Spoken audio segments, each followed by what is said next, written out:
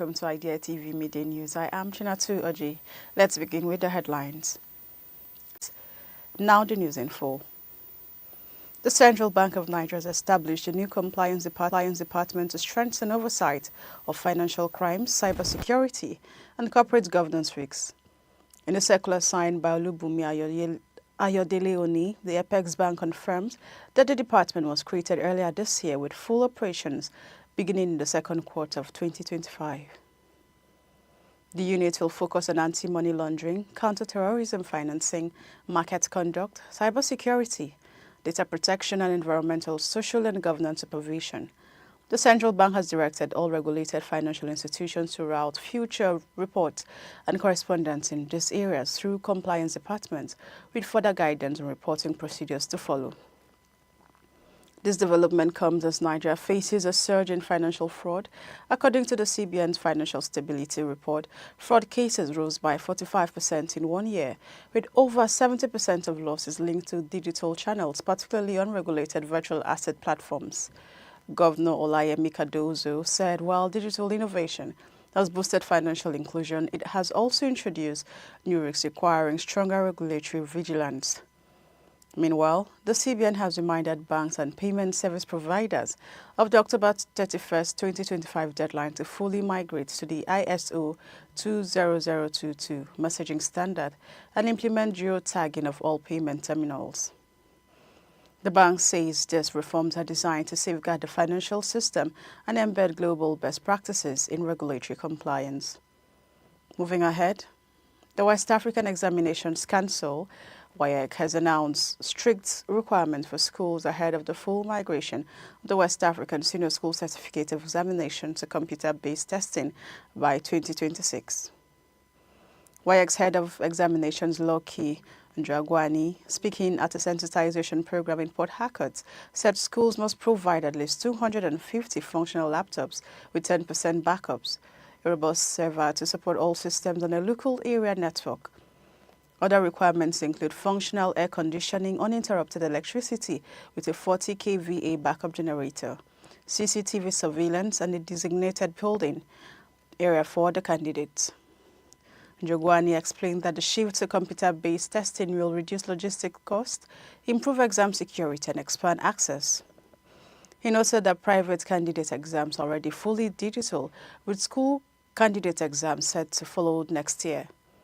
The Port Harcourt Zonal Coordinator of Waec, Adeniran Amuson Akin, stressed that any school unable to meet the standards will be required to use designated centers. Meanwhile, the Rivers State Chairman of the National Association of Proprietors of Private Schools, Sunday Jaja, urged school owners to explore funding support from the Bank of Industry and federal government programs to meet the new standards.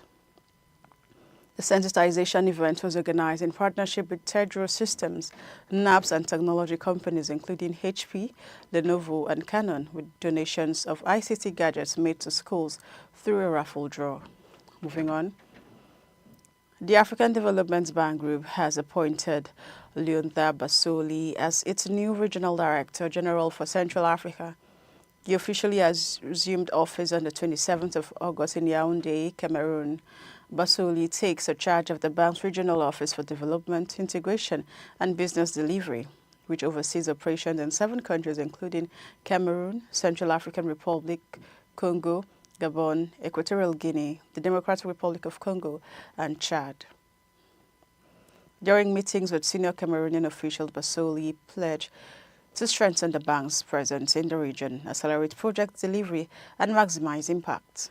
The bank's portfolio in Cameroon currently stands at 24 active projects valued at $2.2 billion, with nearly half invested in transport, followed by energy and agriculture. Across Central Africa, the African Development Bank manages more than 130 operations worth over $5 billion, including regional and multinational projects. Cameroon's Minister of Economy, Planning and Regional Development, Alamine Ousane May, welcomed the appointment, describing the bank as a key partner in supporting the country's National Development Strategy 2030. Basoli said Yaoundé would serve as a center of excellence for the bank's regional operations, adding that the goal is to deliver sustainable projects that improve lives and strengthen resilience across Central Africa. In another news, the National Agency for Food and Drug Administration and Control has uncovered and shut down an illegal chemical manufacturing factory in Abuja operated by local footballer Mr. Ikechukwu Elijah. The operation took place in the APPOINTS area where officials discovered hazardous unregistered chemicals being produced and distributed to unsuspecting members of the public. NAFDAC said Elijah initially denied any involvement but later confessed after a search of the premises. His younger brother was also arrested at the scene. Seized items include sealing machines, high-capacity cylinders, chemical containers, and large quantities of finished counterfeit products. In a related operation, the agency sealed MZ Table Water at the Damangazar district for producing packaged water under unhygienic conditions with a fake and expired license. The factory lacked a certified borehole and water treatment system. The enforcement team also confiscated counterfeit rice and packaging materials at a shopping plaza near the World Trade Center in Abuja. The seized items were estimated to be worth over 60 million naira. NAFDAC has reiterated its warning to Nigerians to avoid unregistered and counterfeit products, stressing that such items pose serious risks to public health, undermine legitimate businesses, and could lead to fatalities. The suspects will be charged in court as investigations continue. Let's go on a short break now. The news continues when we return.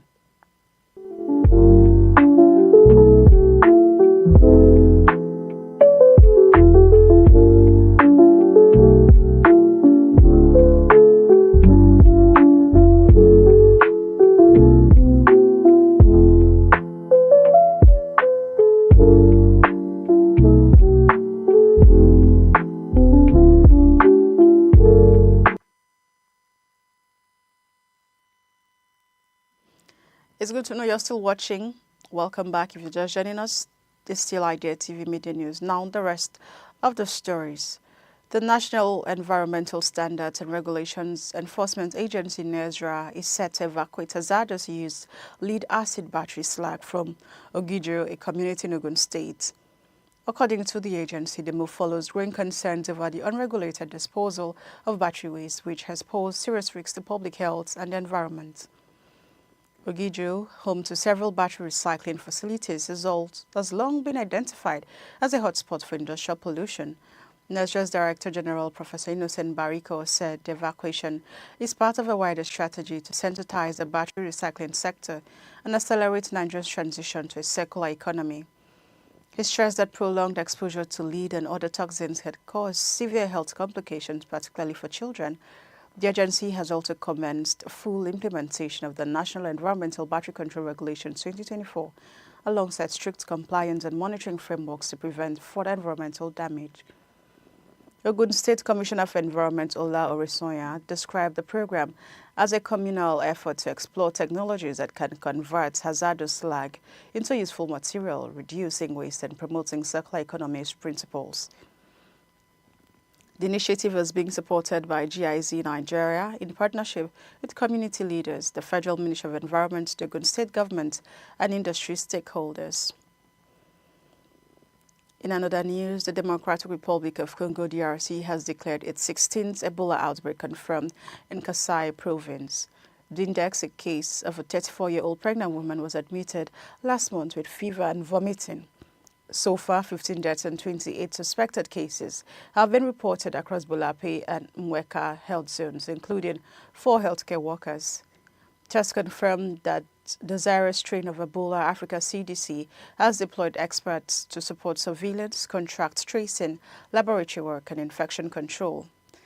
Director General Dr. Jean Kaseya met with DRC's Minister of Health, affirming solidarity and swift action to contain the outbreak. Ebola, a viral hemorrhagic fever with about 50% fatality rate, spreads from wild animals to humans through direct human-to-human contact. Africa CDC says it will continue strengthening surveillance, protecting frontline workers, and coordinating with partners to manage the crisis. And now in business, Nigeria and China have deepened cooperation in the marine and blue economy sector with a new $2 billion investment deal. The agreement aims to accelerate indigenous vessel ownership, boost port development, and open new markets for Nigerian aquaculture exports. The deal is expected to deliver $2 billion in vessel investments, $20 billion in freight contracts for Nigerian operators, $200 million for maritime training, and $50 million for training vessels. Authorities say the initiative will create over 2,000 new maritime jobs each year and train 25,000 globally certified Nigerian seafarers. At a meeting in Abuja, the Minister of Marine and Blue Economy, Adegboyega Oyetola, highlighted Nigeria's vast maritime endowments, including 853 kilometers of Atlantic coastline and more than 10,000 kilometers of inland waterways. He said the partnership with China would help unlock opportunities in shipping, fisheries, renewable energy, marine tourism, and coastal infrastructure. Chinese ambassador to Nigeria, Yu Dunhai, reaffirmed China's readiness to support Nigeria, citing the Lekki Deep Seaport as a prime example of a successful collaboration. He also announced that China has approved zero tariffs on Nigerian aquaculture exports, a move set to expand local producers' access to the Chinese market and strengthen bilateral food trade ties. Both sides expressed optimism that the partnership will position Nigeria as a key maritime hub in West and Central Africa while driving innovation, job creation, and economic growth. Moving ahead, Zenith Bank is set to expand its African presence with the launch of operations in the Ivory Coast later this year, marking the start of a new regional growth drive. The bank says Cameroon will follow as soon as possible as part of plans to deepen its footprint in West and Central Africa through new investment and acquisitions. 40% of the 350.5 billion naira raised earlier this year to meet new capital requirements will be channeled into this expansion. That capital raise has pushed Zenith's base to over 614 billion naira, giving it the financial strength to enter high-growth markets. Ivory Coast, West Africa's second-largest economy, has averaged nearly 7% growth in the past 5 years and continues to attract major investors. Zenith already operates in Ghana, Sierra Leone, and the Gambia, with offices in South Africa, Europe, China, and Dubai. Its shares has risen 43% high so far this year, outpacing the Nigerian Exchange Index.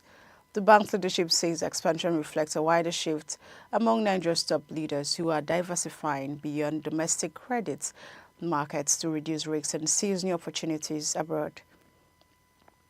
And that's the most we can take on Idea TV Media News. But before we go, a quick recap of the headlines. CBN creates compliance department to tackle financial crimes and ESG risks. Waec sets strict ICT standards for schools ahead of 2026 examinations. African Development Bank appoints new Central Africa Regional Director. NAFDAC shuts NABS local footballer over illegal manufacturing factory. NESREA to evacuate HAZARDOUS battery waste from OGUN community. In health, new Ebola outbreak confirmed in DRC. In business, Nigeria and China signed $2 billion deal to boost marine and blue economy. Still business, Zenith Bank expands into Ivory Coast as regional growth strategy accelerates. Do not forget to follow us across all our social media platforms at Idea TV. I am Chinatu Oji. Enjoy the rest of your day.